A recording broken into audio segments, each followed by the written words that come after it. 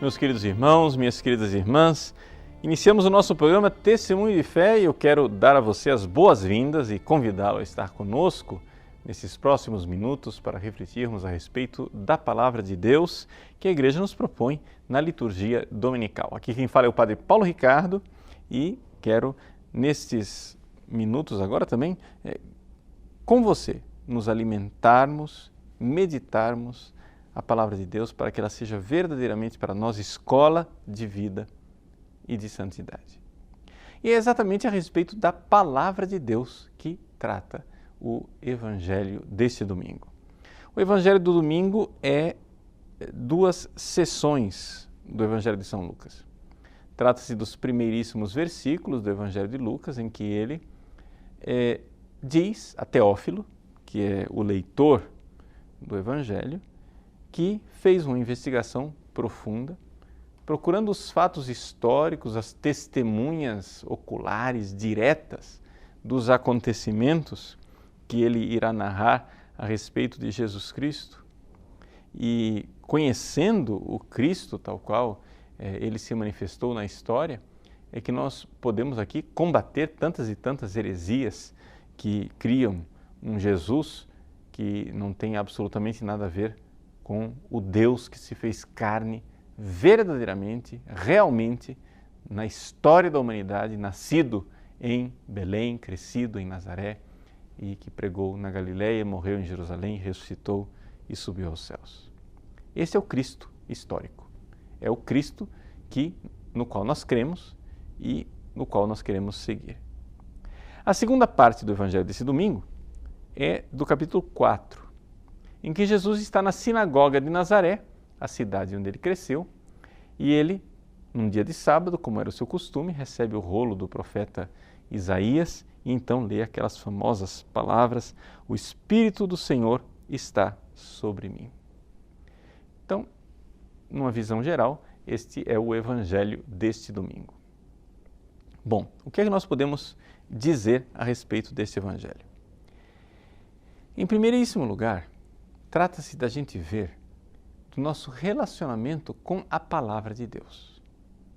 A primeira parte do Evangelho, São Lucas, nos mostra que aquilo que está no Novo Testamento, aquilo que está nos Evangelhos, aquilo que nós recebemos a respeito de Jesus Cristo, é realmente a verdade histórica, e não somente a verdade histórica, mas a verdade histórica vista com o olhar penetrante da fé, daquelas pessoas que viveram com Cristo, que creram nele e que realmente colheram o verdadeiro significado e quem Jesus realmente era para nós, o que é que ele significa para a nossa salvação. Deus que se fez homem e veio para nos salvar. A própria palavra de Deus que se fez homem. Este é Jesus para nós. E isso é importante na nossa vida espiritual. No nosso dia a dia, a gente tem que ter esta centralidade de Cristo e saber que Ele é a palavra. Que a palavra de Deus não é um livro. Muitas vezes a gente perde isso de vista. Não é? A gente acha que a palavra de Deus é a Bíblia, que a palavra de Deus é um escrito. Não é verdade. Não é isso. O escrito, a Bíblia, ela é importante. Mas a Bíblia, ela é uma forma de nos transmitir esta palavra eterna que é uma pessoa. A palavra de Deus não é um livro, a palavra de Deus é uma pessoa. A gente lê em alguns livros de religião comparada, né, que eles falam do cristianismo como sendo uma das tantas religiões do livro. Ou seja, existem religiões do livro. Os judeus, o judaísmo, seria uma religião do livro. Eles seguem a Torá. Os muçulmanos, né, eles seriam uma religião do livro, porque o Islã segue o Alcorão. E o cristianismo, então, seria também uma religião do livro, porque nós seguimos a Bíblia. Ora, isso é uma coisa muito longe da verdade. Nós não somos a religião de um livro. Nós somos a religião de uma pessoa. A segunda pessoa da Santíssima Trindade Verbo eterno, palavra eterna de Deus que se fez homem, e é a Ele que nós queremos encontrar e conhecer, porque Cristo é o nosso livro vivo. Santa Teresa d'Ávila, a grande mestra espiritual, doutora da Igreja, ela viveu no século XVI, na Espanha, e quando Santa Teresa d'Ávila viveu, ela viveu numa época em que havia muitos místicos que eram um pouco heréticos, quando não verdadeiros charlatães, né? Os chamados alumbrados, né? Ou seja, tinha muita gente que queria viver uma vida mística, etc., etc., mas que na verdade eram falsários, ou seja, não seguiam a verdadeira fé.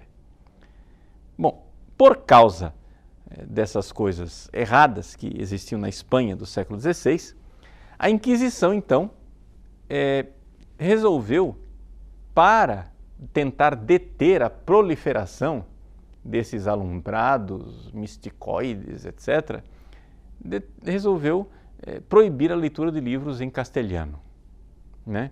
Ou como diz a Santa Madre no seu espanhol da sua época, libros em romance, né? Romance quer dizer em língua vulgar, em castelhano, no caso. Pois bem, esses livros foram proibidos e os únicos livros que se podiam ler eram em latim, só que Santa Teresa não sabia latim, então ela ficou muito triste. E ela então se lamentou com Jesus. Um dia, na oração, ela foi e se lamentava com Deus, dizendo: como é que eu vou fazer agora sem livro? E então Deus respondeu a esta sua angústia, né? Jesus voltou-se para Santa Teresa e disse assim: não sofras, que te darei livro vivo. É isso que nós lemos no livro da vida de Santa Teresa, no capítulo 26. Ela no início não entendeu o que era esse livro vivo, mas ela logo em seguida começou a ter na sua vida espiritual uma presença de Cristo. Uma presença que nós poderíamos chamar de intelectual, porque ela não via nada. Ou seja, ela sabia que Jesus estava com ela. E a todo momento, ela rezava, ela falava com Jesus, Jesus estava lá. Ela, não é que ela sentia, a palavra sentir, ela é inadequada. Ela sabia. Ou seja, ela tinha uma tal vivência da fé que ela sabia da presença do Cristo, e essa presença do Cristo era o seu livro vivo. Era Jesus, né? Depois, no seu progresso, né, espiritual, Santa Teresa começou a ter visões, mas essas visões eram bem rápidas, eram como que relâmpagos, em que ela via sensivelmente, com a sua imaginação, cenas da vida de Cristo. Jesus sofrendo no horto, ou Jesus glorificado. E é interessante, embora imaginação trate-se de coisas do corpo, né, porque não é propriamente só da alma, a imaginação é do corpo, Santa Teresa, numa sabedoria muito grande, ela diz assim: embora as visões nas imagens fossem menos perfeitas, porque a intuição intelectual é mais elevada, nós que somos frágeis, que somos seres humanos, ficamos com esta impressão mais permanente. Então ela sempre foi, Santa Teresa sempre foi muito a favor de imagens para que nos ajudassem a rezar bem, né? Ter imagens, essa coisa das estátuas, dos ícones, das estampas, isso é muito importante. E no caso ela tinha também, na sua própria imaginação, dons de Deus que faziam que ela visse. Então, olhando para a formosura de Cristo, olhando para a beleza de Jesus, da humanidade de Cristo, Santa Teresa, ela mesma diz que não havia nenhuma formosura humana que a cativasse. Uma vez que você viu a formosura de Cristo, acabou, você não quer ver mais nada. Por que eu estou dizendo isso? Eu estou dizendo isso porque, de fato, se nós queremos ter uma espiritualidade centrada na palavra de Deus, nós precisamos entender que essa espiritualidade tem que ser centrada na palavra encarnada, que é a divina pessoa de nosso Senhor Jesus Cristo, que se encarnou e se fez homem. E se nós não tivermos isso diante dos olhos o tempo todo, como quase que uma santa obsessão, nós iremos transformar o cristianismo numa espécie de uma gnose. O que é uma gnose? A gnose é uma heresia onde as pessoas acham que o cristianismo, a religião, é um conhecimento assim, etéreo, teórico, escondido, esotérico, que eu tenho que passar e transmitir para as pessoas. Veja, o cristianismo ele tem um conhecimento que precisa ser transmitido, sem dúvida nenhuma, não estou negando isso, mas não é o conhecimento, digamos assim, abstrato, uma teoria. O cristianismo não é a religião de uma teoria, é a religião de uma pessoa. O Papa Bento XVI, quando ele escreveu a sua encíclica Deus Caritas Est, ele, no primeiro número da encíclica, ele dizia isso. O cristianismo não é a religião de uma doutrina, embora ele tenha uma doutrina, não é a religião de um ensinamento moral, embora ele tenha um ensinamento moral. O cristianismo é a religião de uma pessoa, e se nós não nos encontramos com esta pessoa, nós estamos fora. Fora. Então, quando São Lucas, no evangelho desse domingo, insiste e diz para Teófilo: olha, Teófilo, eu fui lá, eu investiguei, eu quis saber das pessoas, das testemunhas diretas, das pessoas que apalparam, não é? O verbo encarnado. Nós poderíamos aqui pegar aquele prólogo belíssimo da primeira carta de São João, não é? Que diz que o que os nossos olhos viram, o que os nossos ouvidos ouviram, o que as nossas mãos tocaram, né? É isto que nós viemos anunciar para vocês. E São João, ao escrever essa sua primeira carta, ele estava exatamente o quê? Destruindo a gnose, que já estava na época dele, né? Conquistando adeptos. É o verbo encarnado, é uma pessoa. E essa divina pessoa que é para nós a coluna. São João da Cruz, grande doutor da igreja, na subida do Monte Carmelo, ele diz assim, no segundo livro, capítulo 22. Porque em dar-nos como nos deu o seu Filho, que é a sua palavra única e não a outra, tudo nos falou de uma vez nessa palavra e nada mais tem para falar. Vejam, quando Deus Pai nos deu Jesus, Ele nos falou tudo. Nessa palavra brevíssima, né? Neste verbum abbreviatum, como diz São Bernardo. Essa palavra breve que é Cristo, essa palavra condensada que é Cristo, Deus nos disse tudo. Então, por isso que é estranho que as pessoas que entram na vida espiritual, que querem ser verdadeiros cristãos, que querem progredir espiritualmente na intimidade com Deus, fiquem atrás, sei lá, de que novidades, que revelações, que coisas, né? São João da Cruz e Santa Teresa d'Ávila, eles são tão avessos a essas coisas, eles que são nossos mestres espirituais, eles são avessos a essas novidadezinhas, porque tem uma só coisa que nós temos que buscar, é o verbo encarnado, é a humanidade de Cristo, é Deus que se fez carne.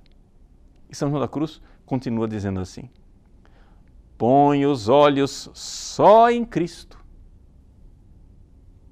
e acharás mistérios ocultíssimos e tesouros de sabedoria e grandezas divinas nele encerrados, segundo o testemunho do apóstolo. Nele estão encerrados os tesouros da sabedoria e da ciência. Colossenses 2, 3. Esta citação de São Paulo aos Colossenses é muito importante. Jesus é o livro vivo. É nele que estão escondidos todos os tesouros da sabedoria e do conhecimento. É em Jesus que está tudo isso. E então, tendo isto diante dos olhos, não é? A gente entende todo o esforço de São Lucas de ir diretamente às testemunhas oculares que viram o Cristo para escrever o seu Evangelho. E é interessante que São Lucas diga isto no prólogo do seu Evangelho, por quê? Porque ele tem no seu Evangelho um material interessantíssimo a respeito da infância de Cristo que não está presente em nenhum Evangelho. Nem o Evangelho de São Mateus, que tem também coisas a respeito da infância de Cristo, tem um material riquíssimo que está no Evangelho de São Lucas. Por quê? Porque se ele foi atrás das testemunhas oculares, quando a gente vê que Maria guardava todas estas coisas no seu coração, como São Lucas coloca, não é? Em várias passagens do seu Evangelho, nós podemos saber então que Maria foi uma destas testemunhas que Lucas foi procurar diretamente. Não é? Que a Virgem Santíssima guardava todas essas coisas no seu coração e as meditava. Conferens in corde suo. Ora, como é que ele sabe essa intimidade? Como é que você vai escrever que Nossa Senhora guardava essas coisas no coração e que as meditava? Se não foi Nossa Senhora diretamente que te disse isso. E é exatamente isso que ele diz no início do Evangelho. É por isso que a tradição começou a chamar São Lucas de pintor da Virgem Maria. E, inclusive, existem vários ícones atribuídos a São Lucas, não é? Que ele seria um grande pintor. Por exemplo, o ícone do Perpétuo Socorro, Nossa Senhora do Perpétuo Socorro, seria atribuído a São Lucas. O ícone da Virgem de Vladimir, Nossa Senhora da Ternura, né? Seria atribuído a São Lucas, etc, etc. Então tem vários ícones desses assim que foram atribuídos a São Lucas. A própria Salus Populi Romani, né? Foi atribuída a São Lucas. Mas aqui o que é interessante não é a gente crer ou não crer que de fato São Lucas era um pintor e que ele pintava o rosto de Nossa Senhora. Mas é que seu Evangelho nos pinta o rosto de Nossa Senhora. Porque nos dá o seu coração e nos dá o testemunho da Virgem diretamente. Dessas pessoas que eram testemunhas diretas, porque o Verbo se fez carne. Esta humanidade de Cristo, a qual nós temos que nos aferrar, nos agarrar verdadeiramente. Porque é nela que está contido absolutamente tudo. Nela estão contidos os tesouros da sabedoria e do conhecimento. Portanto, quando a gente lê o Evangelho, a gente precisa se aproximar de Cristo e dele aprender tudo, absolutamente tudo. Olhar as suas atitudes, as suas reações psicológicas, o jeito de falar, de agir, de tratar com as pessoas. Nós temos que olhar para os Evangelhos e procurar esta divina presença extraordinária em cada página das Sagradas Escrituras. E isso nos leva aqui à segunda parte do Evangelho desse domingo. No Evangelho desse domingo, Jesus entra na sinagoga de Nazaré, pega o livro do profeta Isaías e diz: esse negócio aqui está falando de mim. Ou seja, o resumo da conversa é esse. Não é? Mas como é possível? Aquela passagem de Isaías não está falando de Jesus, se você for colocar no sentido histórico, literal, do que é que Isaías está falando. Isaías está falando do povo exilado. Ou seja, o Espírito do Senhor está sobre mim, eu, profeta Isaías, e ele me enviou a anunciar uma boa nova, um evangelho, uma boa notícia para os pobres. Quem são os pobres? Os Anauim, os pobres de Javé, que estão lá na Babilônia, no cativeiro. Então é o seguinte, gente, acabou o cativeiro. Ele veio, eu vou lá para anunciar a liberdade aos cativos. Acabou, volta para a terra. santa, volta para Israel. Vocês que estão aí oprimidos, vem. Vocês que estão aí cegos, olha, eu sei o caminho, vem, segue a luz, vem comigo. Vamos voltar. Esse é o sentido literal. Então, se Jesus estivesse na prova de um professor de exegese histórico-crítica, ele teria sido reprovado. Né? Jesus, ali na sinagoga de Nazaré, se ele tivesse um professor moderno de exegese histórico-crítica, ele teria recebido um 0. Você não entende nada, cala a boca, burro. Porque não é isso que Isaías está falando. Mas me desculpe, burro é o teólogo modernoso que não entendeu nada de Sagrada Escritura. Ou seja, em cada página do Antigo Testamento nós temos que encontrar o Cristo. E Jesus aqui está nos dando uma lição de como é que a gente deve ler a Bíblia.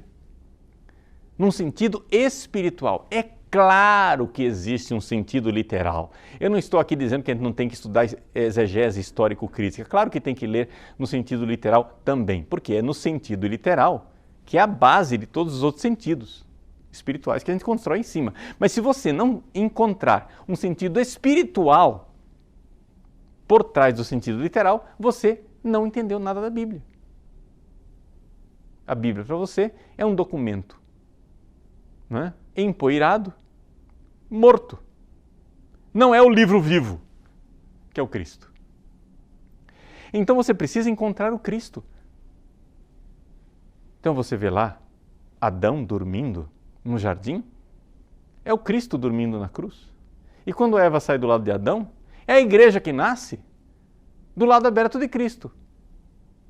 Vai dizer para um professor de exegese histórico-crítica que é isso. Né? Quando você vê a Arca de Noé, você vê um negócio de madeira que salva todo mundo no meio do dilúvio, é a cruz de Cristo. Você não entendeu ainda? Que é a cruz de Cristo. E quando vem a pomba de Noé, é a mesma pomba que depois aparece no batismo de Cristo, e é o Espírito Santo. Que no meio das águas do dilúvio, que é o batismo, que mata os nossos pecados, nos dá a salvação. E assim o céu se abre. Ora, é evidente que não é esse o sentido literal, mas é evidente também que a igreja sempre leu estas passagens nesse sentido. Então, eu tenho feito no meu site, todos os dias, não é? Uma homilia diária. Eu até agora não recebi nenhuma crítica, ninguém me mandou nenhuma crítica, mas eu fico imaginando que certamente alguns desses teólogos e professores, né, ao ouvir uma homilia dessa, certamente vão dizer, mas esse padre é delirante, ele não estudou, é um ignorante. Mas me desculpa, meu filho, deixa eu dizer para você, se tem uma coisa que eu estudei na minha vida foi exegese histórico-crítica. Só que graças a Deus, né, como Deus é bondade e misericórdia, eu saí dessa. Ou seja, eu deixei de ler a Bíblia como um documento simplesmente histórico do passado e vi que a igreja, há 2000 anos, lê a Bíblia de outro jeito. Ela sabe sim o sentido literal, mas ela constrói em cima disso. Por quê? Porque ela encontra o Cristo, que é o verdadeiro livro vivo. Então, isso é muito importante para todos nós. Se você quer crescer espiritualmente, se você quer ser um verdadeiro cristão, você precisa buscar o Cristo, né, e ter esta intimidade com a humanidade de Cristo, seja na Sagrada Escritura, seja na comunhão, na missa, seja no encontro, no amor com os pobres. Você tem que ver o Cristo humano, a humanidade de Cristo presente em todas estas realidades. Senão você perdeu o cristianismo. Né?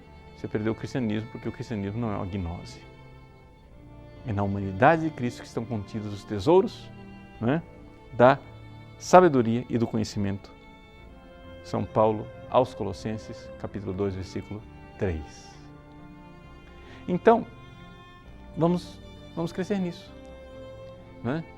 Esses dias eu lancei na internet um projeto, hashtag Projeto Segunda Morada. Né? O que você faz para passar para a segunda morada? santa obsessão por Cristo. Todos os autores espirituais dizem que você precisa realmente se agarrar à humanidade de Cristo, sobretudo a meditação contínua e assídua das Sagradas Escrituras, vendo no Cristo o seu Mestre e Senhor, que é quem vai nos conduzir para uma mais perfeita união com Deus. E é isso o progresso nas moradas, é a mais perfeita união com Deus. Para amá-lo e amá-lo cada vez mais. Deus abençoe você. Em nome do Pai, e do Filho, e do Espírito Santo. Amém.